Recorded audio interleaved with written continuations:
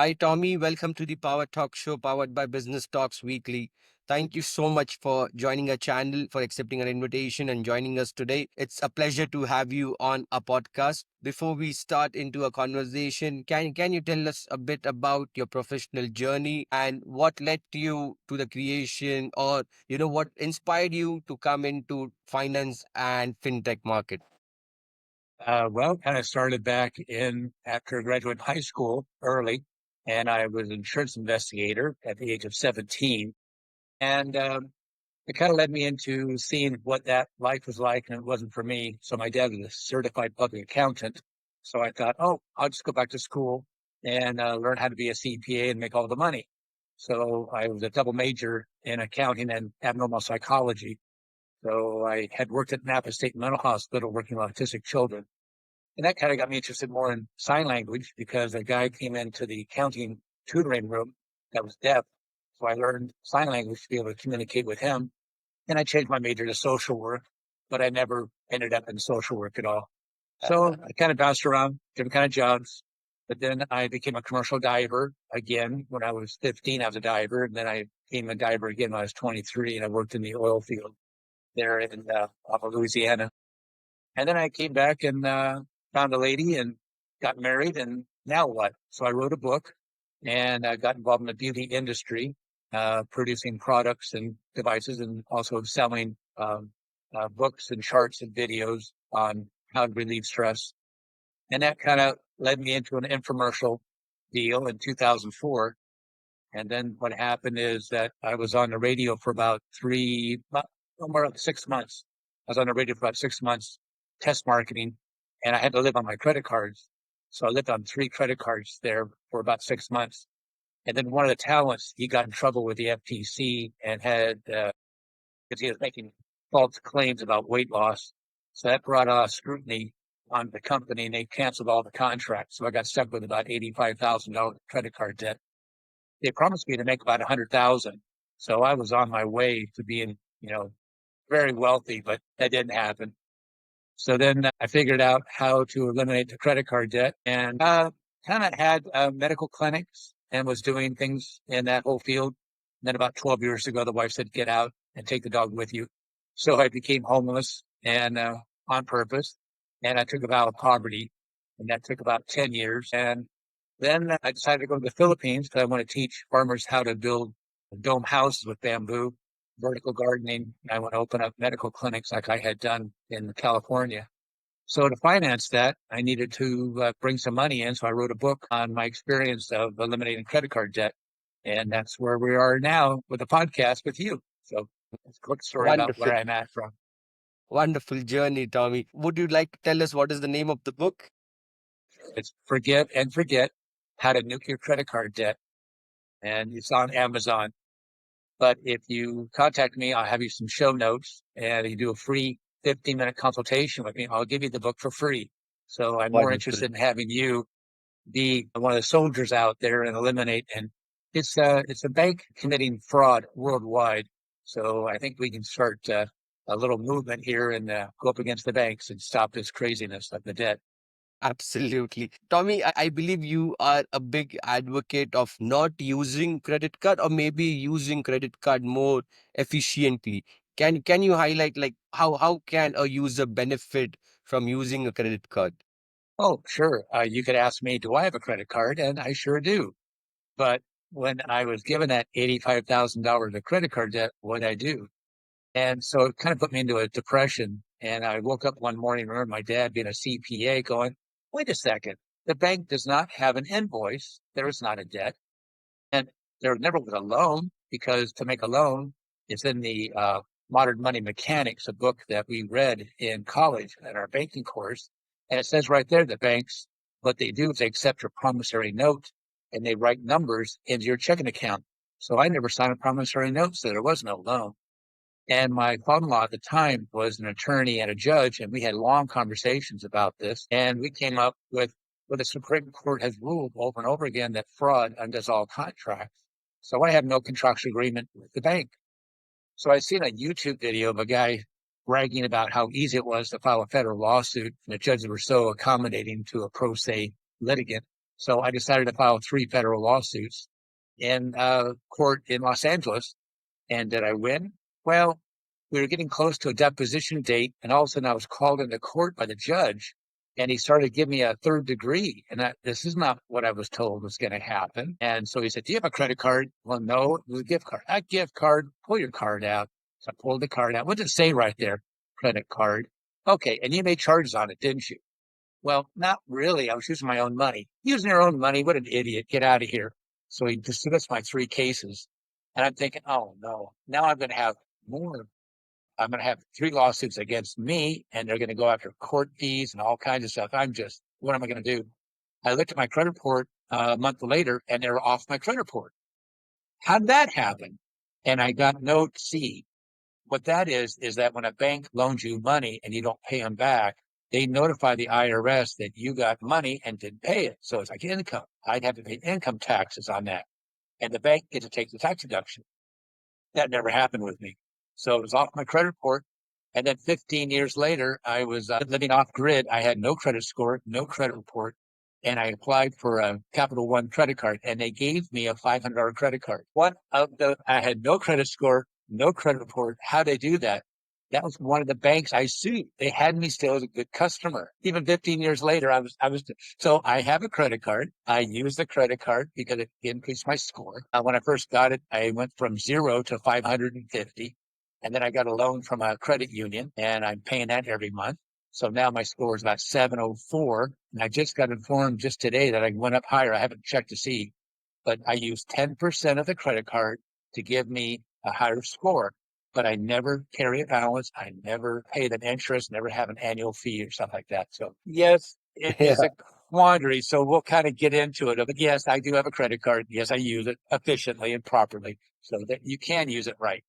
Wonderful. So, are you telling me anybody can own a credit card without having a credit score or a financial background?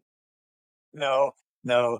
You got to have a score and you got to have a credit report. But because I was a previous customer and I must have been in good standing to them give me, and that's the important word, they gave me a $500 credit card. So pretty funny. How should one ensure like they maintain the credit score, in order to get more financial assistance from the banks if in case of any emergency in the future?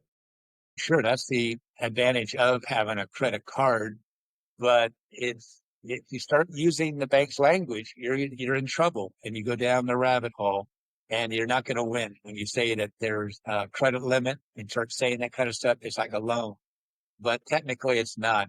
And I just want to say right up from the beginning, is don't believe anything I have to say today. Look at the show notes and there are going to be some links there and you read those links.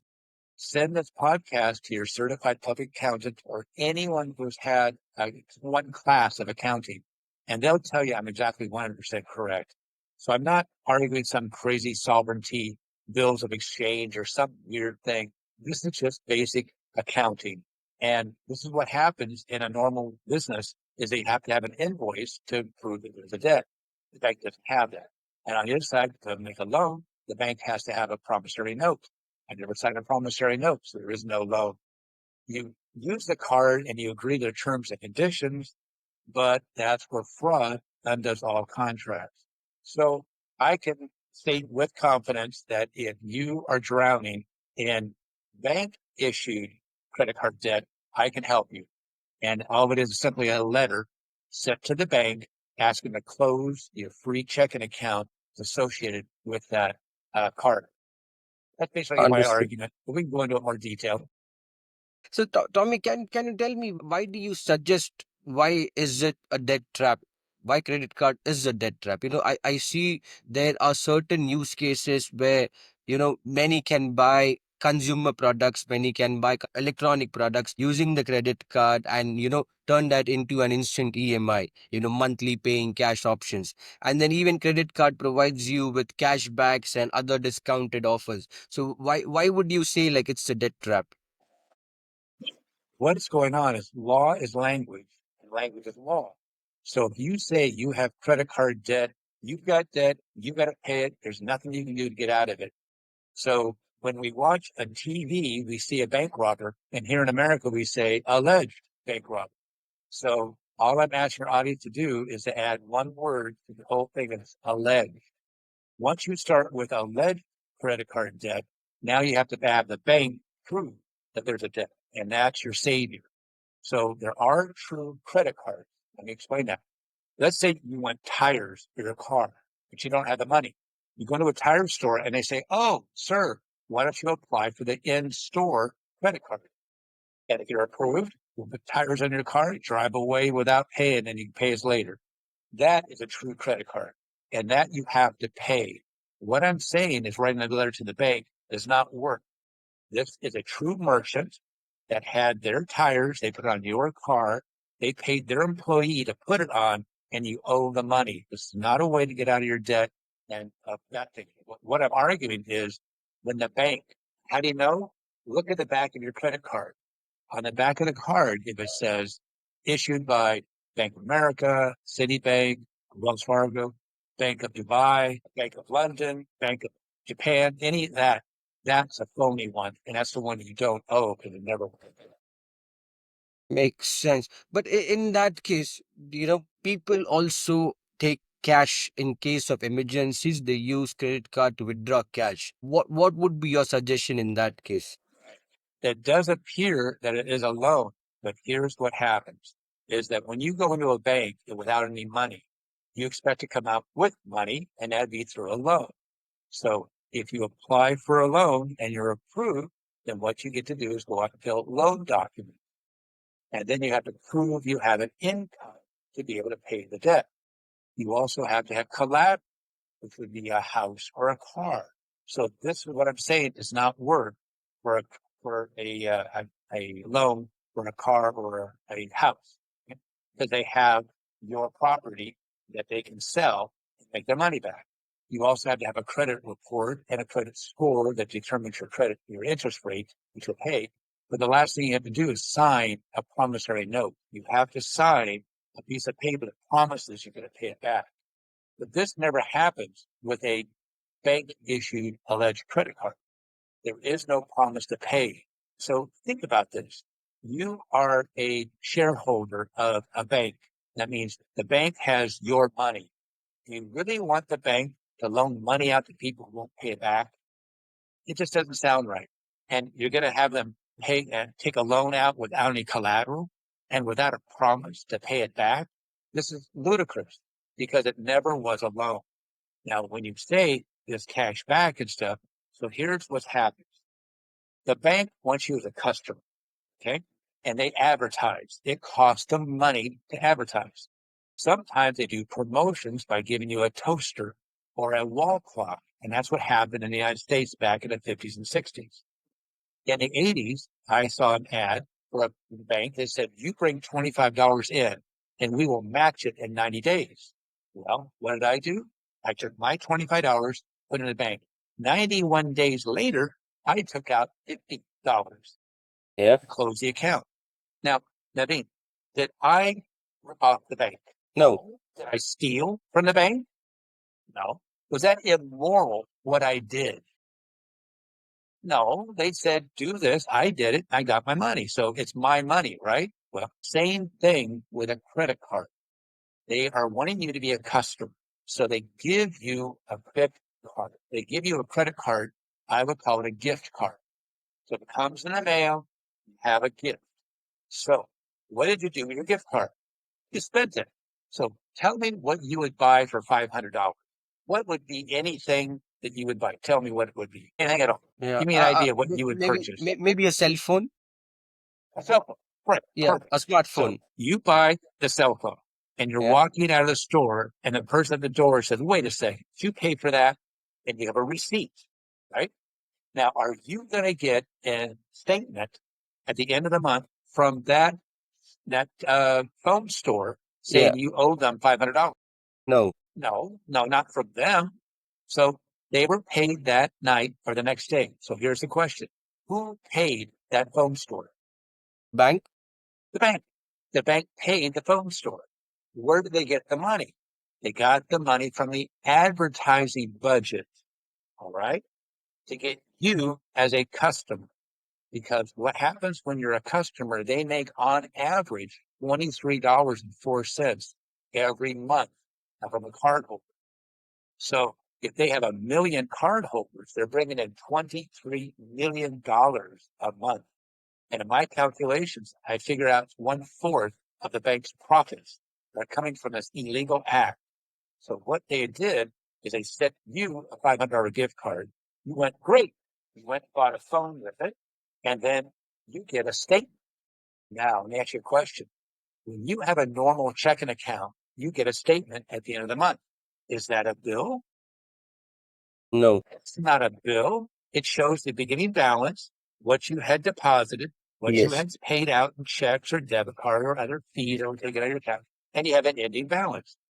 Same thing with your free checking account associated with that bank issued alleged credit card. So that account is now associated with that. So what did you do? You're a good person, you're a moral person, you have a debt, you pay it, but you have been deceived, you have been defrauded. So you wrote a $500 check out and mailed it to the bank, right? Or transferred $500, whatever you do. Think about this. That was the first time the bank ever got your money. Am I right? Yeah, Somewhat. first time. So what banks are, they're all about loans. Okay? So if you go into a bank with no money, you want to come out with money with a loan. On the other side, if you take money and put it into the bank, that's actually technically a loan. You are loaning the bank your money. Yeah. As you spend your money out of your checking account or savings account, the bank has less obligation to pay you back. So they hold that money until you come and close the account. And then there's no more loan. So when you put $500 into your account, every purchase subsequent to that has been with your own money. So back to your thing. Hey, there's a cash advance. I know that is your money that you put into your free checking account that later on you said, you know what? I really want to have $100. And you take $100 out of the account. But the bank, their fraud, is now charging you interest and a late fees and annual fees. And that's what comes up with the $23.04. So how do you eliminate this? How do you stop all this? Very simply is write a letter to the bank asking to close your free checking account that's associated with that card. Okay. But do all banks allow writing the email and closing the free checking account? Maybe I'm not sure about what regulatory bodies across each countries follow. Right. Even though I'm talking about the United States and I have my experience in the United States, the Yeah. same thing happens in every country of the world. This is a worldwide bank fraud that they figured out how to get you to pay $23.04 every month on a free checking account because the bank cannot issue a loan unless they have a promissory note. Since you never signed a promissory note, where'd the money come from? The original money that got this whole thing started was their advertising budget to get you as a customer. That you sent money to the bank is technically a loan. So you have been spending your own money. So here's the thing. Before you write the letter to the bank, you better withdraw all the money. And this is a weird thing. You got to max out your card speaking bank language, which is totally erroneous. Or properly said, you withdraw the money from your free checking account before Hmm. you close it. Because normally when you go in and close your checking account, they say, oh, sir, here's the balance we owe you. That's what they should do. What the banks do is they confiscate it. And again, that's part of the fraud. So all you need to do is write a letter, which you can kind of tell is kind of weak. What would be better is to add a letter from your CPA and have your certified public accountant tell the bank that one, there's no invoice, so my client does not have a debt with you. If they've got a debt with you, show us the invoice. And so the bank never did any goods or services for you. They don't have an invoice. Two, in order for the bank to issue a loan, there has to be a promissory note. So since there's no promissory note, there never was a loan. Now, if you want to make it even a stronger letter to the bank, have your attorney write a letter saying, here in this country, whichever it is, we have agreed that fraud undoes all contracts. You think about it, the courts cannot be used by criminals against their victim. the courts are not there set up to handle crimes. So if someone's committed a crime, that doesn't obligate you to their contract anymore. So you have no contractual agreement with the bank. Now, what would even be better is to file a lawsuit. You're going, lawsuit? I don't want to get into that. It's going to cost you money. Right. Only make it appear. So you fill out the lawsuit as if it would have been filed. There's no docket number. You don't pay the court, right? In that document, you make your complaint and you explain exactly what the bank is doing. They are committing crimes. And what you also include in there is your discovery. Most countries allow for discovery, and you're asking for proof of a debt. You're asking questions, and then you want to sit down with a deposition, meaning you're going to talk to some bank employee who's going to claim that you have a debt. But if they did that, that'd be perjury. And so now the bank is committing perjury, and their own employees are now in crimes, have committed crimes. So they're not going to do that. And here's the best thing: there's a thing called an injunction, and I'm sure it happens in every country. If someone is bothering you, let's say some company is calling you up, sending you letters saying you owe us money, you owe us money, and you never heard of these people before, you can go to court, and you're not trying to sue them or do anything like that. You just want them to stop. And what that does is you're making the bank force of the bank to bring forward an invoice and a copy of the a certified copy of the promissory note. So if they don't have that, they'd be held in contempt of court. So once the bank sees your complaint and all this done, you're going to look at it's going to cost them $30,000 or $40,000 just to start. And all we want them to do is do a click, which happened to me off my credit report. So Yeah. once it's gone, the bank, even if there's not even a credit report in your country, all you want the bank to do is to close your free checking account and go away. And if they know, you know the scam. They don't want this advertised. So that's what you can do to defend yourself against this non. Wow, that's really fascinating, and it's really scary to the core. So, Tommy, one final question: what is the best financial advice you can give in this situation? Well, first of all, you have to, after, let me ask you a question. Have you been lied to, indoctrinated, and brainwashed? Is it possible? If you give me a yes, thank you. Okay, that's all I ask you to, is it possible that you've been lied to, indoctrinated, and brainwashed by the bank that this is actually a debt? So the first thing to do is that you understand a lie, okay? But when they tell the lie over and over and over again, year after year, you're being indoctrinated. But when you don't question it, you have been brainwashed. So all I want you to do is just question it. Start the question of saying it's an alleged debt. There's proper credit cards and there's improper ones. That bank one is an improper. So you can defend yourself against this criminal, worldwide criminal activity that I have discovered. And you think about it, I'm not a smart guy. I'm not a genius. There's got to be other people who figured this out and have done the same thing.